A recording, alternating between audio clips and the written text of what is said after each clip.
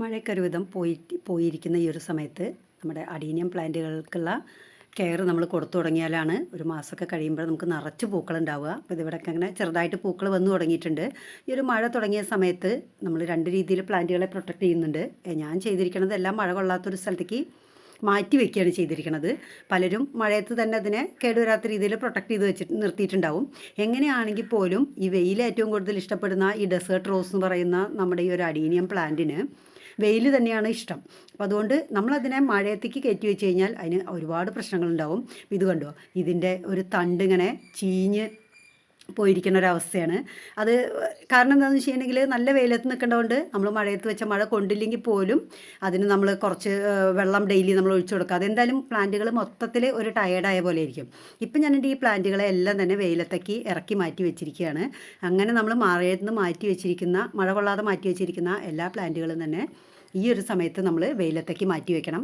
ഇടയ്ക്കൊരു മഴ കിട്ടിക്കഴിഞ്ഞാലും പ്രശ്നമൊന്നുമില്ല. അപ്പോൾ ഇത് പല ചെടികളും ഇങ്ങനെ ഒരു ചില സ്റ്റെമ്മുകളൊക്കെ അങ്ങനെ ചീഞ്ഞ് പോയിട്ടുണ്ട്. അപ്പോൾ അതിനൊക്കെ നമ്മൾ പ്രിപ്പയർ ചെയ്ത് വെച്ച് കഴിഞ്ഞാലാണ് നമുക്ക് നന്നായിട്ട് ഇനി അടുത്ത് പൂക്കളുണ്ടാവുള്ളൂ. അതുപോലെ ഇലകളൊക്കെ കണ്ടോ പഴുത്തിരിക്കുന്നത്, നന്നായിട്ട് ഇങ്ങനെ ഇലകളൊക്കെ കുറേ ഇലകളൊക്കെ പഴുത്തിട്ടുണ്ടാവും.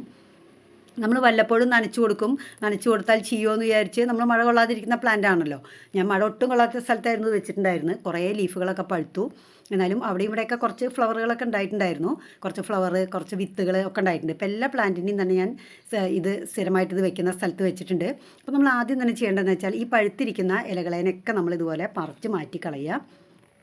വെയിലത്തേക്ക് മാറ്റി വെച്ചതിന് ശേഷം പറിച്ച് മാറ്റി കഴിഞ്ഞിട്ട് നമ്മളിതിൽ കൃത്യമായിട്ട് ആ ചീഞ്ഞ പോലെയുള്ള തണ്ടുകളേനൊക്കെ നമ്മൾ കട്ട് ചെയ്ത് കൃത്യമായി നിർത്തിയിട്ട് നമ്മളതിൽ ഫംഗിസൈഡ് അപ്ലൈ ചെയ്ത് കൊടുക്കണം. ഇതിപ്പോൾ നമ്മൾ കഴിഞ്ഞ വർഷം നമ്മളിതുപോലെ ചീഞ്ഞത് അല്ലെങ്കിൽ കട്ട് ചെയ്തിട്ടൊക്കെ ഉള്ളതിൻ്റെ നമ്മൾ കൊടുത്തിട്ടുള്ള ഫംഗിസൈഡിൻ്റെയാണ്. അതൊരിക്കലും പോവില്ല, അതിൽ നിന്ന് പോവില്ല. ഇതാണ് സാഫാണ് നമ്മളിവിടെ ഫംഗിസൈഡായിട്ട് യൂസ് ചെയ്തിരിക്കുന്നത്.